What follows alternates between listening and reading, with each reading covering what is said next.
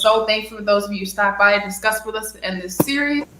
Let Go, Let God was a fun series. We're going to take it a little bit through this, but of course, you guys don't forget our new slogan. But we want to thank everyone, which is Amazon Fire, YouTube, Facebook, Roku, Apple TV, and most importantly, out of Phoenix, Arizona, E360 TV. Again, this is Faith Family Focus, where we want to use our faith as a vehicle to help heal and sustain others on their path to strengthen the family full core. And again, let go, let God, let go, let faith, let go, let love. Everyone have a great, great Wednesday. We'll see you on Friday.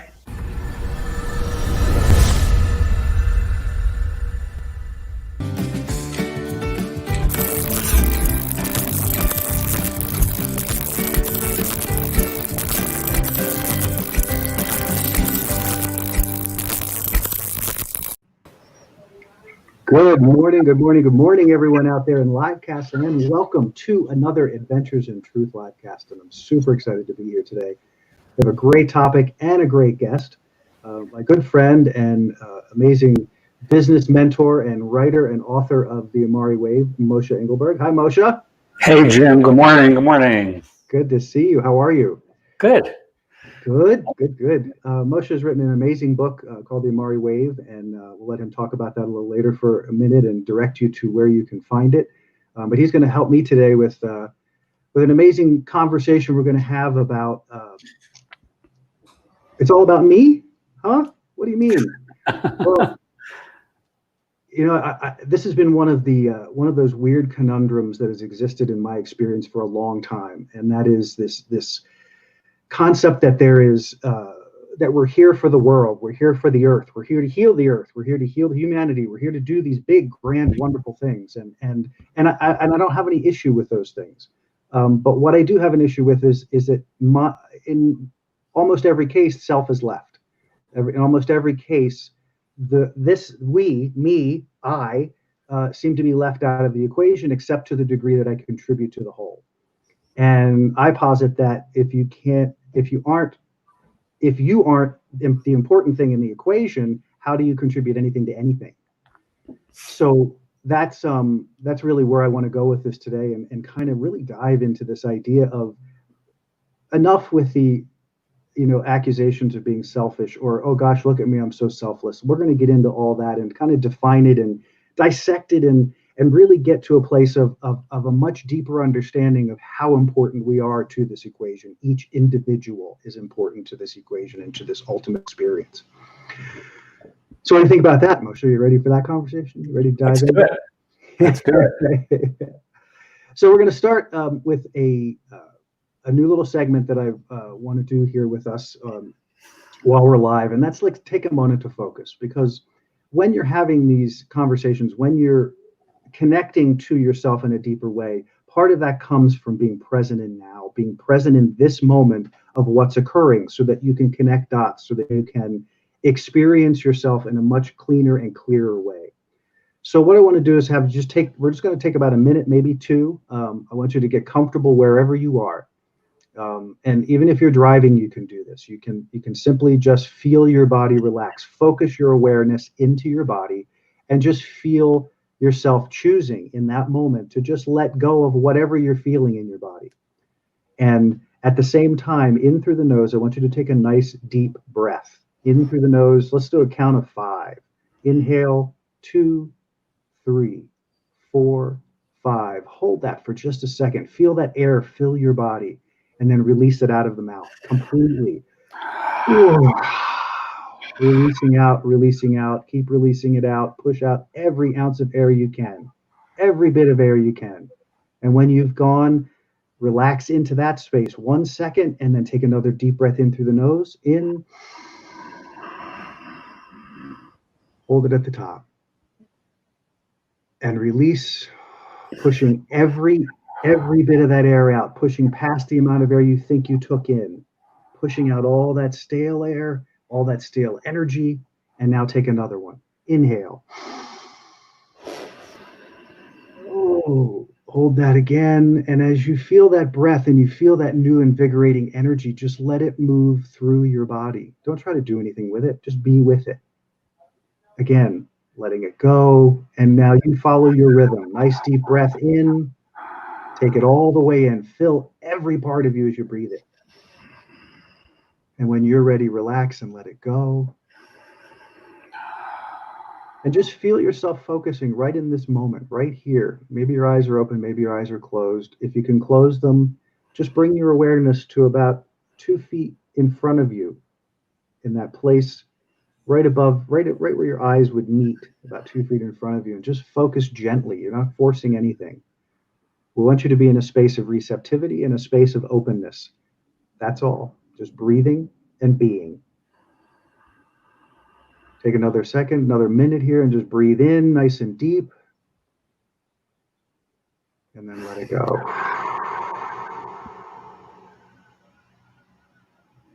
And just for a moment, hear yourself, feel yourself. I am love. And just be in that for just a second.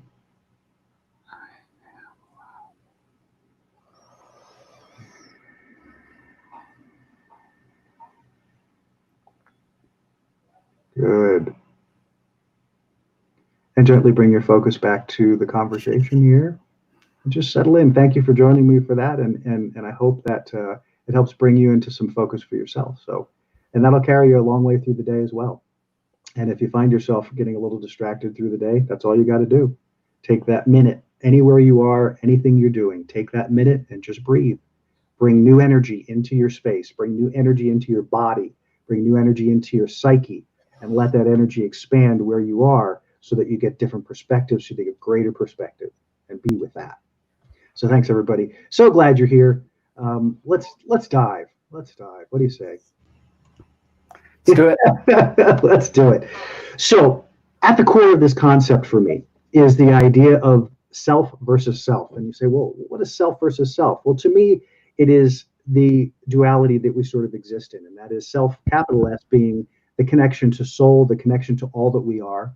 The small s self being that consciousness that animates this physical vessel, the ego, the part of us that kind of manages the systems, keeps things moving while we're busy doing whatever we're doing. So in the context of it's all about me, depending on where your focus is in capital S self or small s self, will depend on what the expression of that it's all about me is about. Because if it's an ego-focused expression, it's going to be, it's not going to be connected. It's not going to have the feeling of it that you look for when you're connected. And it's going to be driven on emotion. It's going to be driven on thought. It's going to be driven on whatever energy is kind of smacking you around in the moment as you're dealing with your day. The capital S self, on the other hand, is that aligned part of you, the part of you that, as we just did in the meditation, brings you to present moment, the part of you that exercises that, the observation of the experiences that you're having, that can observe the emotion, that can observe the mind unfolding, and then engage where is most appropriate, or engage where you're guided, or feel the energy moving you as it spins up, as it moves to expand. That's the capital S self. So when we're talking about it's all about me, I'm talking about everything that happens, sources from us as individuals. Here we are, these 7.5 billion sparks of God filling this amazing organism called the Earth. And here we are, all trying to survive, all trying to work, all trying to do all of these categories that we've been structured to do, instead of allowing this amazing experience to unfold for us. And again, that's the difference to me between small s self and capital S self. The small s self can get really burdened and driven into needing to pay attention to lots of minutia and lots of detail. And I'm the how guy, and I got to get it done, and I'm going to drive, and I'm going to force, and I'm going to make it happen. And there's all kinds of resistance in that. The soul guy is taking in the entire picture and being with this experience in relation to that experience. This experience being me, I, this body, this consciousness that is inhabited here, that has come to this time and space place in order to express, in order to experience, in order to grow, in order to learn, in order to engage this time and space playground. So, yeah. So that's a good place to start. Any thoughts you have on any of that so far, Moshe, or additions or difference of thought, even. Well, I'm glad you're making this an episode, Jim, because the fundamental question of, as an individual, my role, and this is for anyone, when we ask, what is our role, what is our purpose, where do we fit in the grand scheme of things, and this notion of duality and separateness versus we're all part of a greater good, that is so fundamental to so many people on this path of clarity and spirituality. I think it's really important. Yeah, I agree. When you look at I'm not even trying to, just taking the snapshot of where we are in the last 3 or 4 months. And many people may resist that and say, yeah, but we have a pandemic, but yeah, we have this, and yeah, we have that. And that's exactly my point. Yeah, we have all of those things. And all of those things are all telling us the same story. You know, I was thinking about the pandemic piece of this in particular because of the messaging that we're being given about how we social distance, how we need to stay at home and isolate. And I think to myself, people losing their minds about, oh my God, I don't think it has anything to do with staying at home, except that they have to be with themselves, quite frankly. I think the resistance that people have to this process is that they have to sit with themselves. And it's an uncomfortable experience when you aren't used to it. But what I'm going to say to you here is, and the reason that this is so important and seeing this duality is that if you can understand that you're living in an aspect of yourself that is not serving your forward motion in life, it's not serving your joy, it's not serving really anything other than what you've been trained to learn about who you think you are, what you've been trained to know about how you're supposed to live in the world. And what I'm proposing is that the reality of it is so far afield of that. And you can go that route. We've been doing it for hundreds of years, thousands of years, we've been going that route. Now it's time. We're in a place. We've never had a pandemic in my lifetime. We've never had, is it fake? Is it phony? I don't care. Is there a conspiracy? I don't care. Why don't I care? Because what it's giving us is an opportunity. And what I'm enjoying is the opportunity that it's presenting. And that opportunity is go inside. That opportunity is be with self. 6 feet of social distancing. It means get out of other people's energy. Get out of other people's crap. Find your own space. It's not a bad thing. You got to find your own space in order to share it with somebody else. So let these directions support you. Let the things that are happening uplift you. There's a lot of it that is ugly and not necessary, but you don't have to spend time there. You don't have to go there. So self versus self. Are you focused into the soul? How do you get there from here? Or are you largely focused in the ego? No judgments here, guys. This is not about you're bad for one and you're wrong for the other, or you're good for one and you're not good for the other. This is a process of observation. It's a process of understanding. The great gift of this time is that it's not a week long, it's months long, and it's going to continue to be months long. We have a lot. I'm not trying to say we have all the time in the world, but really we do. But we have this time right now because it's all we got. So why not spend the time focusing there? Well, I got kids and I got to work and yeah, okay. But see, you're still doing all of that in the context of dealing with you. So are you using work and your kids to avoid learning about yourself? Or are you willing to step in to finding the moments? The moments is all that's required. You don't have to have 4 hours a day to do anything. You can have 10 minutes. You can have a minute. You can have anywhere that you want to invest the energy will produce results every time. Every time. I have to stop and breathe and pass it to you so that I can so much be a deep part of this conversation. Any other thoughts on that? Anything? Yeah. This is big stuff, Jim, and I love seeing and hearing when you get into this inspired space and this stuff just comes through you. I hear it. Your voice shifts, your energy shifts, and I guess it's moving from a lowercase s self to a capital S self. Truly. Yeah. So you feel that inspiration, and it changes you and what comes through you. It's I have over time, like even before the show, I was thinking about this because I give myself 2 hours before the show in the morning so that I can not feel out of the moment of being in this, because this is what brings me incredible joy. This is what brings me everything, and you don't need this vehicle to live here, and I don't need this vehicle to live here, but that I have this vehicle to get to do this is extraordinary because I'm getting to do what I'm talking about. I'm getting to shift, as you were talking about. And I love your description of it because it's the same for everyone. I'm not unique in this. I'm not unique I'm unique because I am who I am, but the gift of who I am and the gift of who you are no less great. And what these understandings of shifting from small s self to big S self is about, and understanding why it is about me, is your incredibly unique gift, your incredibly uniqueness that you bring to this world.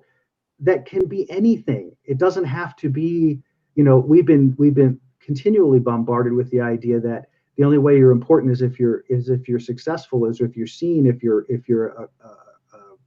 a celebrity, if you're, all of these things, and that's not who we all are.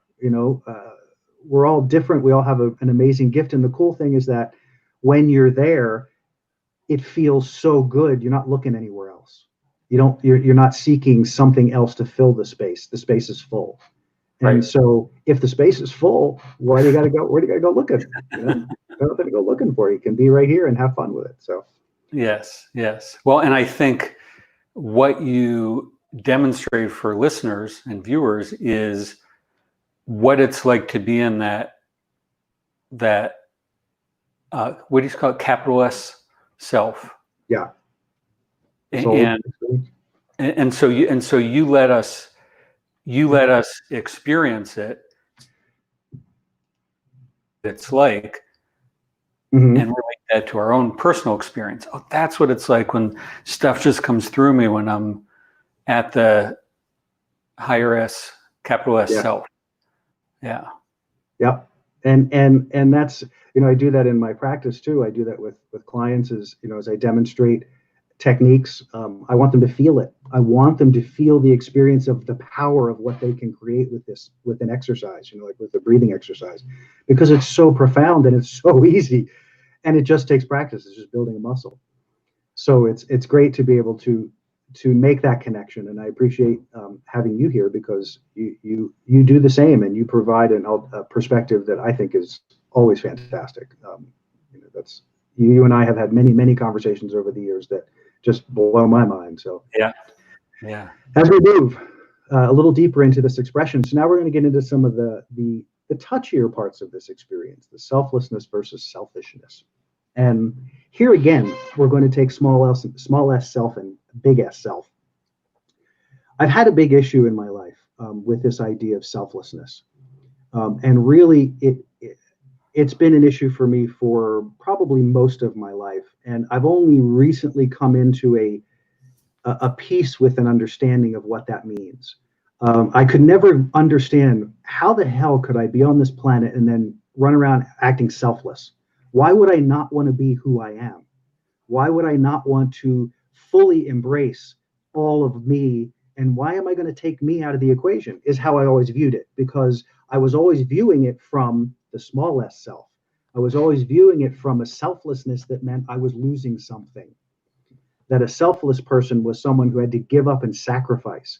And again, give up and sacrifice are two concepts that I don't necessarily think are useful, because it's assuming that we're being forced to something.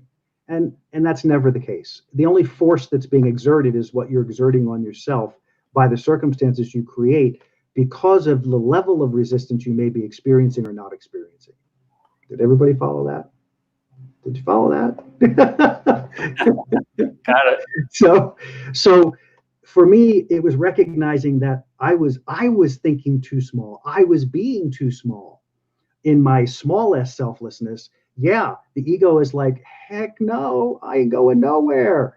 I want this, I want that, I want to feel this, I want to do that, and then the noise. The noise is the cacophony of the ego fighting back. Well, through the course of doing the work, through the course of my evolution, understanding that small s versus large s, so selflessness as it becomes in the soul expression is to me now the integration of the small s self into the large s self. I'm going to say that one more time. The understanding that the integration of the small s self into the big S self. So I'm not killing my ego. I'm not destroying that part of myself. I'm not making it go away. What I've done is I've exercised the muscle, built the practice to live within the self part, the capital S self, and to integrate, to bring that wild child into the fold with love and support and non-resistance, to say, you do have an important role in my experience. You provide the spice, you provide the tickle, you provide the stimulation that helps me, through the vision of the soul, interact in this time and space reality in a way that continues to uplift, in a way that continues. And if it doesn't, then I know I'm having a small s moment. I'm having a small s self moment. And in that moment, the cool part of that is that you can then stop, you can breathe, you can reconnect, and then you can observe it instead of react to it. So now you have a whole different dynamic of interaction within the self that says, I'm focusing here, I'm going to be here, I'm in this, and I'm integrating this other aspect of me, because that is ultimately what transformation is. It is transcending and including what was. It's never about destroying and eradicating. It's transcending and including, because it all becomes the foundation of who we become. How do you relate this to Wayne Dyer's quote to the effect of, we are spiritual beings having a physical experience? Yeah, I think that's an even simpler way to put it, but and a wonderfully clean way to put it. Because really that's, if you think about it in broader terms, 7.5 billion individual energies on this planet expressing. We're all walking this amazing experience and doing the best we can with it, and that's beautiful and that's wonderful. And there's no bad choices or wrong choices. There's just choices and what we do after we make those choices. I love all the work that Wayne did, and particularly the simplicity with which he could communicate those things. Yeah. I thought he had a wonderful way of conveying, like you just said, that amazing wisdom that just makes it simple. So I strive to get simpler all the time. So, any thoughts on the idea of soul selflessness versus the ego selflessness? Yeah, a couple of things. One is I'm looking at the word selfless. Literally, it means, one connotation is it means less self, like reducing or diminishing self. And I define selfless, or an attribute of selflessness can be, I don't matter. Mm-hmm. And so it's humility taken to an extreme. I learned from a teacher named Katie Wise this idea of humility and humility. Come on, brain, find the word. Humility and dignity are two poles on a continuum. And we have someone like Martin Luther King who represented a balance of both. He demonstrated a great deal of dignity in his presence, in his speeches, and how he lived, and he was humble. It was never about him. And yet he was never selfless. He recognized he had a powerful role and he mattered in this greater good. So a beautiful combination of small s and big S. Yes. And the extreme, or dignity taken to an extreme, becomes arrogance. So we lose the big S, and humility taken to the extreme becomes invisibility. We stop mattering. So I think what you're advocating is an integration of the two, of dignity and humility, but in a way that integrates, to your point, small s self with big S self. Mm-hmm. And I would add, in my experience, it's hard. And it may be easy to shift states, but sustaining that point of view of I matter as part of a greater whole. It's our culture presents so much pressure, so many opportunities, we'll call them, to focus on, to move from selflessness to small s selfishness. That it's important we have vehicles like this podcast and many others that remind us big picture, why we're here, who we are in relation to the greater whole. Yeah, I definitely agree. I loved as you were talking about Martin Luther, that the picture that went through my head when you talked about the integration made me think about the small s self in this context is the color of the I got to get the words for this. So here is this enormous soul showing up in this tiny little body, and the thing that brings this soul into focus is the personality, is the small s self.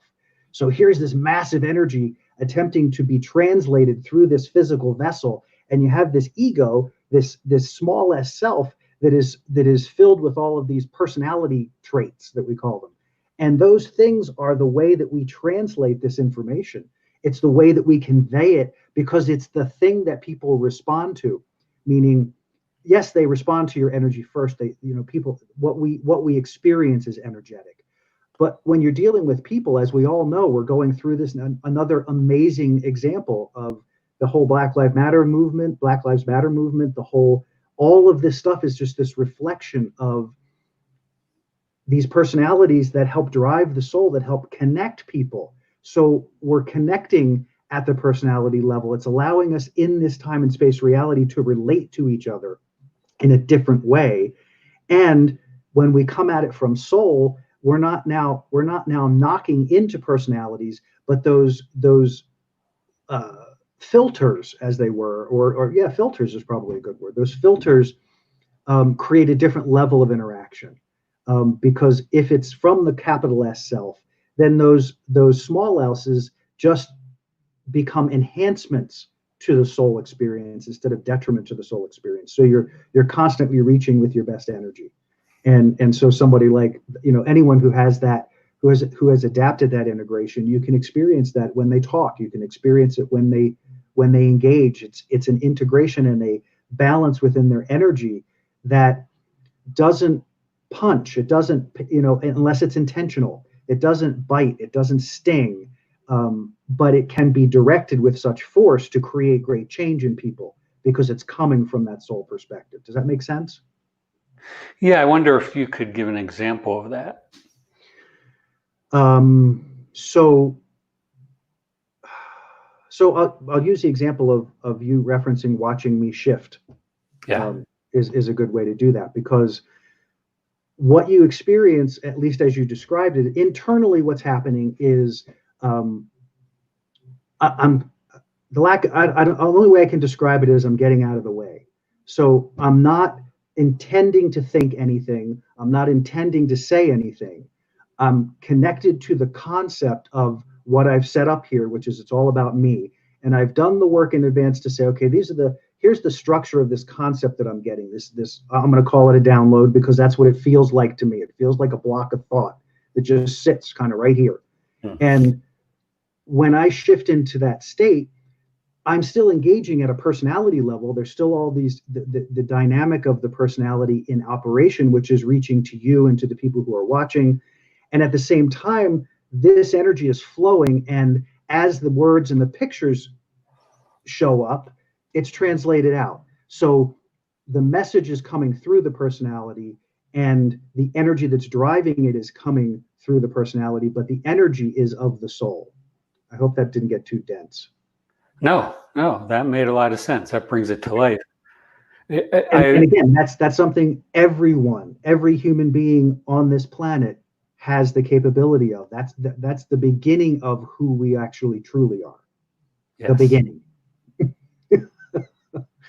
Yeah, and I think the tricky part is when what comes through triggers certain ideas or fears or whatever, and it shifts us. So what we present is less authentic. It becomes jaded or biased. Yeah. As we to your words, we step back in and get in the way. And to not do that requires a great deal of trust. Yes, over time, but it's interesting because it's not a trust in anything but this. It's the trust that comes from knowing the soul is present. That bigger part of me is always present, and I choose to use that as my soft spot, as my soft place to land, as opposed to using the ego as a soft as a it's sort of like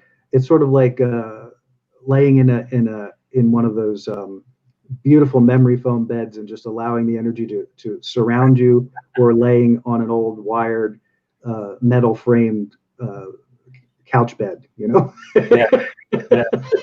that's lumpy and has all those challenges. But and there's another way that I've heard you express this that I thought was very powerful and adopted for myself. Several years ago, when you were quitting smoking, the words you used were, "We don't do that anymore," and you were talking to yourself. You weren't talking to out loud. You were talking to you, and you'd say "we." And I remember asking you, "Who's we?" And you answered in a way that ties very much into this big S selflessness. And when I walk through life with that we, with whatever I'm doing, well, here we go, we're going on a walk, we're making a call, we're consulting with this client, we're writing a new book, it somehow takes the pressure off. And, I love that. Yeah, because it's not just me needing to, it allows stuff to come through me. If it comes through me, it's outside me, which creates the we. Yeah. Yep. And it was a very profound awareness that happened around that, because every time I would do that, the energy would dissipate every single time. So it didn't matter how intense the craving was. I was observing the craving and saying, "Thank you.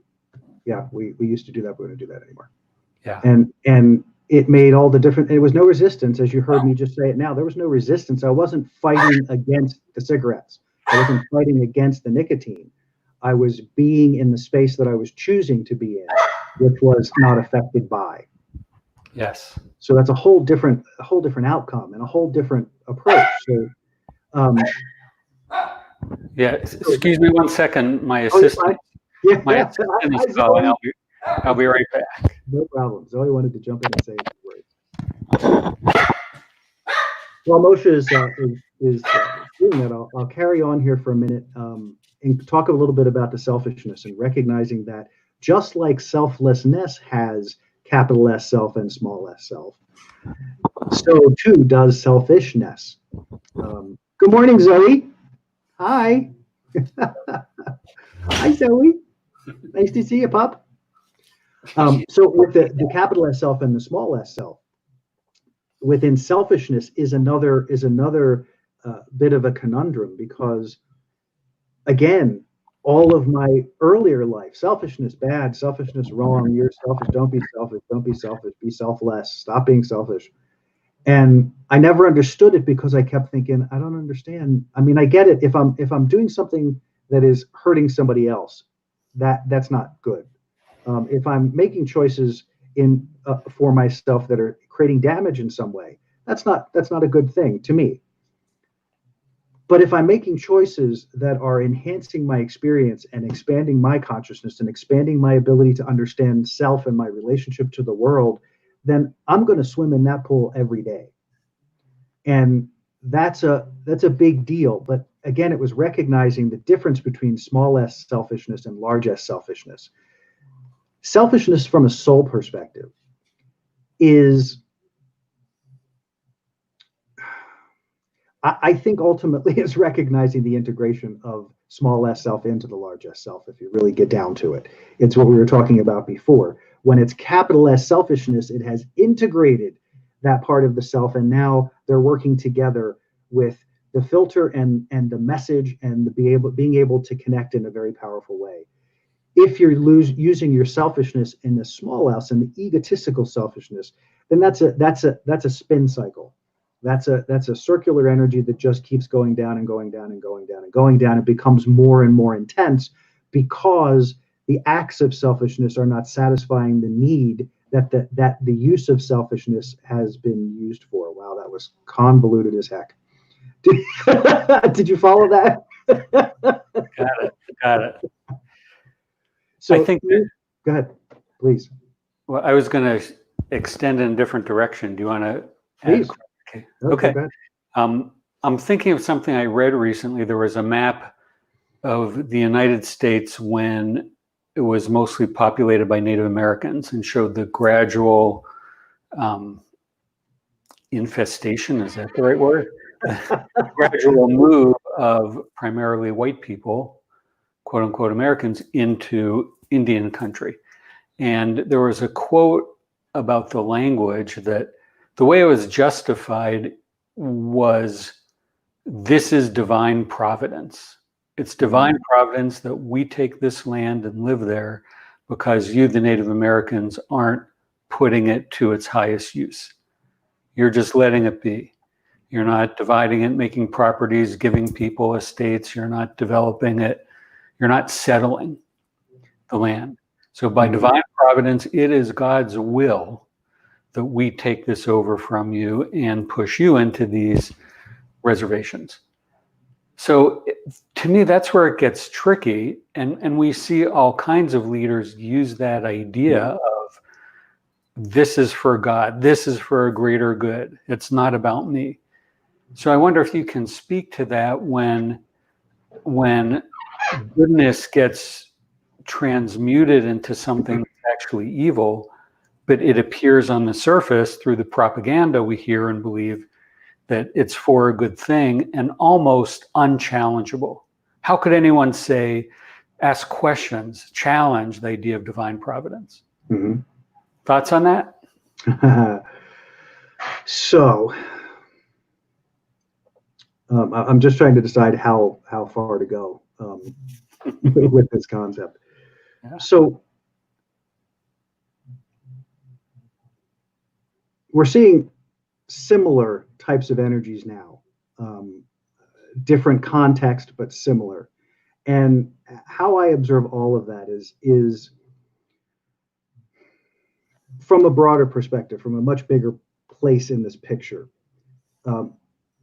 The individuals who are interacting in that particular specific situation, the individuals in that specific situation are in a situation that has been created by all of those involved in that situation, meaning it was, to the way I see the world, it is an event that is transpiring as the result of the desires of all of these people in some form or fashion that has come to this place for these people who are in this situation in the moment. Each person has a role in that situation and has an ability within that situation of how to address that situation, very much like we do now.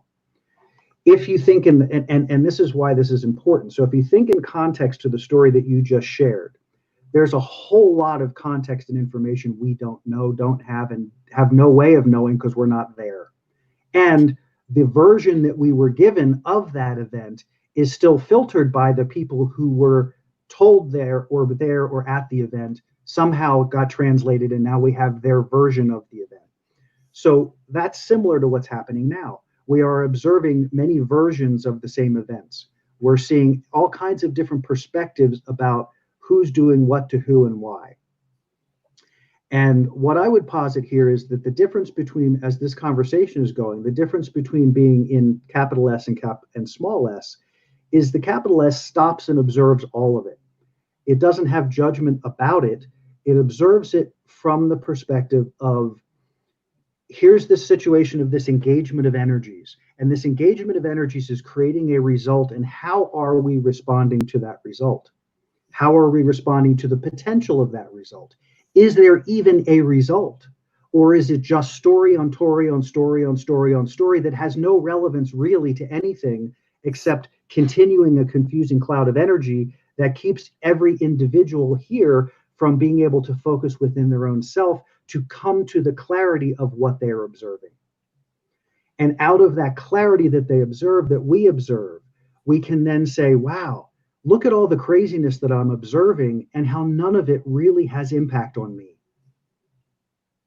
They can do all of that stuff in Washington every single day and have been for hundreds of years. I've been observing it and watching it more intensely the last 3 or 4 months, just kind of wanting to see what the flow is. And still, this is a conversation I had with my brother when our current president was elected, when it was going crazy and everybody was nuts. And I was like, you know what? I'm 50 whatever years old, and in my lifetime, the person who's ended up in that office has had really no impact on the choices I make in my life. Now, is that a naive statement? I don't think so, because I don't ever stop and go, gosh, so-and-so in Washington is saying you're doing this. Maybe I should think about doing something else. I don't ever consider it. I consider what I'm dealing in my reality. This is where I am here in Colorado. This is my reality. And I'm not saying bury your head in the sand, but I'm saying stay in your reality so that you can address how and what is going on in your own experience and make choices and decisions about how you continue to expand and grow. In this particular arc of experience, there's so many things that can be drawing my attention of the disservices and the dishonoring and the horrible ways people are being treated, and people are dying, and people are being killed, and people are being maimed and hurt, and there's all kinds of, and those things have gone on every day for the entirety of my life. It happens that it's being focused now in a way that's trying to engage all of us in this confusion, in this story. I mean, look at the levels of stupid in this story from every direction. Everywhere you look, there's a different viewpoint. Everywhere you look, there's a different, depending on which faction or which group you want to focus in, they all have a different perspective of this. And then when you boil it all down, everybody's saying the same thing, but they don't want to acknowledge that they're saying the same thing, because that would mean we're in agreement and we might change this. Because that's what we really need to do, is to get out of all of this arc of story and bring our awareness back to self, capital S self. All the rest of it is story. It's all story designed to keep you from focusing on self, while everything in the universe is saying, pay attention to yourself. So to me, it's one of those, like that time period, it's a time of incredible transformation and transition, because we are changing. So what degree are we changing? And you can feel the impact of that, because every decision we make individually, if you're making decisions based on what Trump's doing, you're probably not going to feel very good. If you're making decisions about what Biden's doing, you're probably not going to feel very good.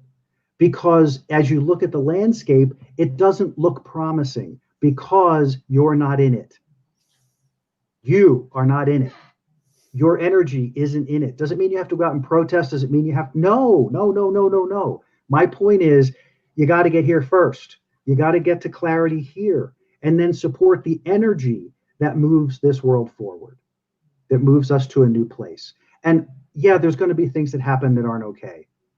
Great. Yes. People do stupid things. People do hurtful things. All of it is out of a desire to be right, to be happy, to be finding our joy. And the hope is that this one will help me find my joy. And what this whole universe right now is saying is, no, none of them will help you find your joy. It's right here. Your joy is right here. Look for the arrows. Right here. So to me, that's really where I hope I answered your question, because sometimes I get lost in the concept and I don't always know if I'm answering the question in the fullness that it was asked. So my first question is, did I answer your question? You did. Okay.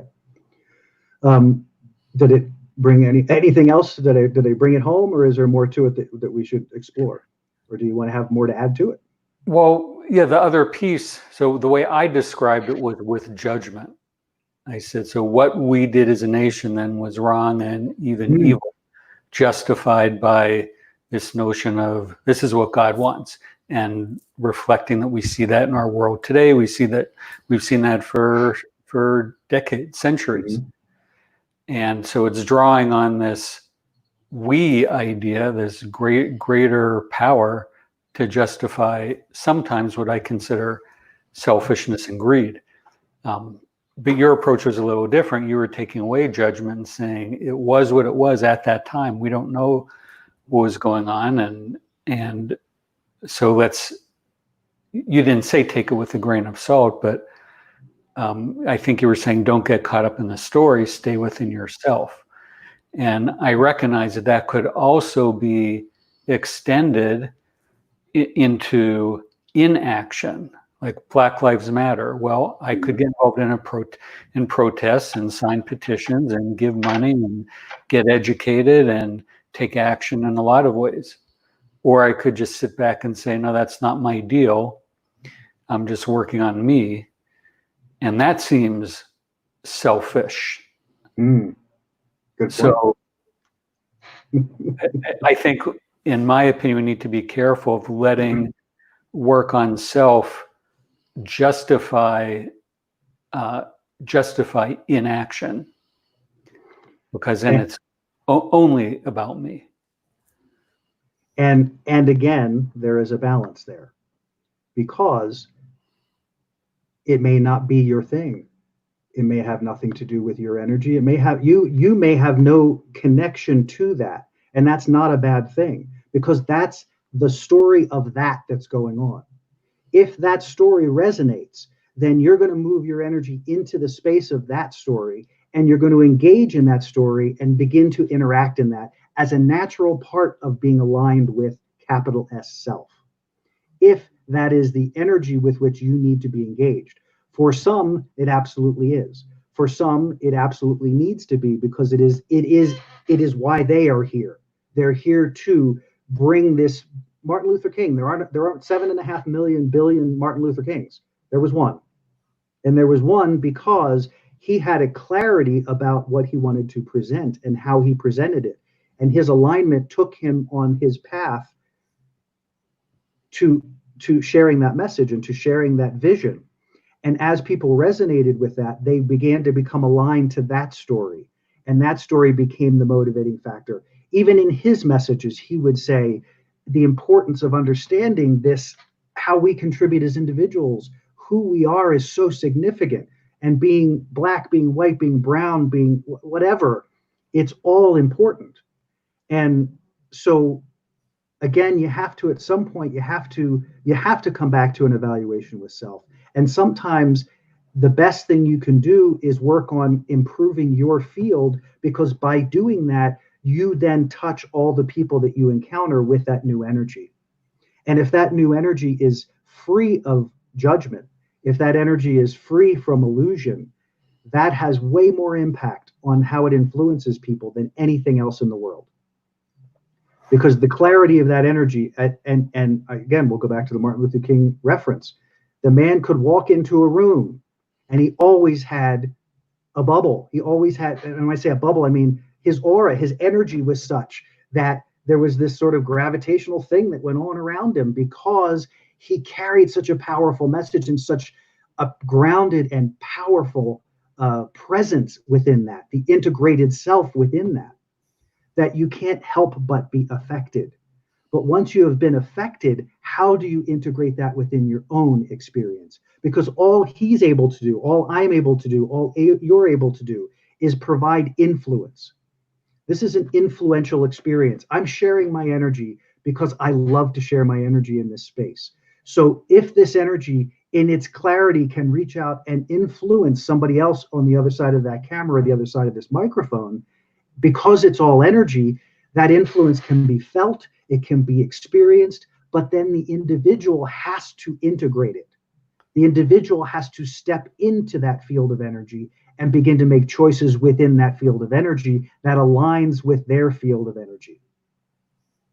So that only happens when you come in a space of non-judgment. When you're doing that in a space of judgment, it's different. It's like the negative, where's the words? It's I'll come back to it because I lost that trail there. But okay. Well, I want to ask you if you would to and this ties into your book that's coming out soon about fear is illusion. What does it feel like in your body when you're coming from judgment versus non-judgment? That is such a great question. Judgment, I would say the predominant experience for me in that is what I feel is resistance.